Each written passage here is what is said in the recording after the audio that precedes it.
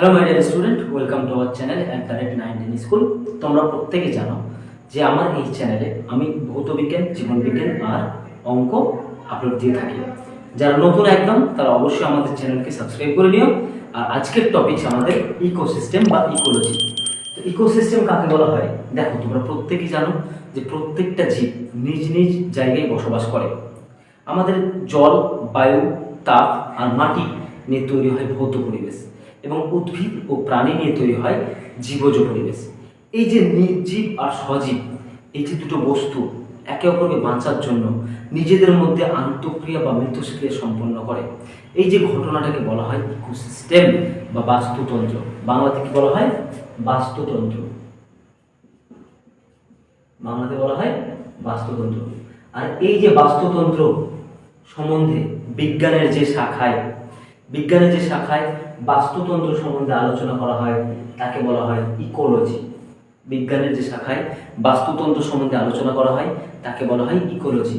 বাস্তুতন্ত্র শব্দটি আলোচনা করা হয় তাকে বলা হয় ইকোলজি। এই ইকোলজি শব্দটি প্রথম ব্যবহার করেন আর্নেস্ট হেকেল। 1869 সালে ইকোলজি শব্দটি প্রথম ব্যবহার করেন আর্নেস্ট হেকেল 1869 সালে। বাস্তুতন্ত্র আলোচনা করা হয় তাকে বলা হয় ইকোলজি। আর এই যে পুরো সিস্টেমটা, ইকোলজির ব্যাপারটা, এটাকে বলা হয় বাস্তুতন্ত্র। ইকোসিস্টেম শব্দটি ব্যবহার করেন বিজ্ঞানী A.G. ট্যান্সলে।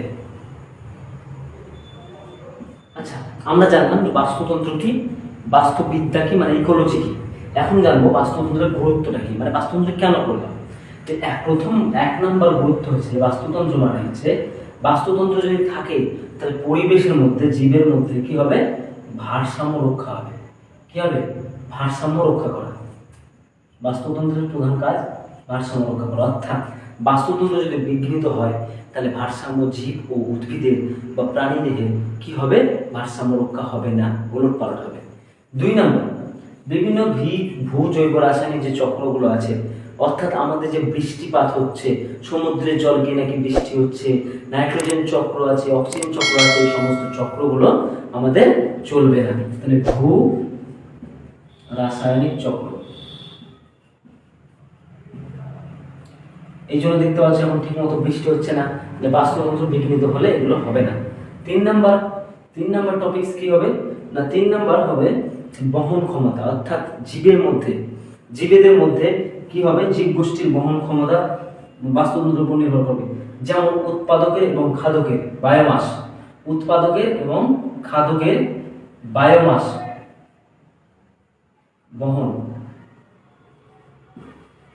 বা ক্যারিং ক্ষমতা, উৎপাদক এবং খাদকের সংখ্যা, বায়োমাস প্রভৃতি এইগুলোর উল্লেখযোগ্য বহন ক্ষমতার দিক থেকে। ঠিক আছে। 4 নম্বরে কি বলা যাবে? 4 নম্বরে বলা যাবে আন্তঃসম্পর্ক। অর্থাৎ আমাদের আমি যে সংজ্ঞা বললাম তখনই বলেছি যে সম্পূর্ণ জীব জগতের, এমনকি জীব ও জড়ের মধ্যে কিভাবে সম্পর্ক তৈরি হবে এই বাস্তুতন্ত্রের মাধ্যমে। তাহলে বাস্তুতন্ত্রের গুরুত্বটা আমরা বুঝতে পারলাম।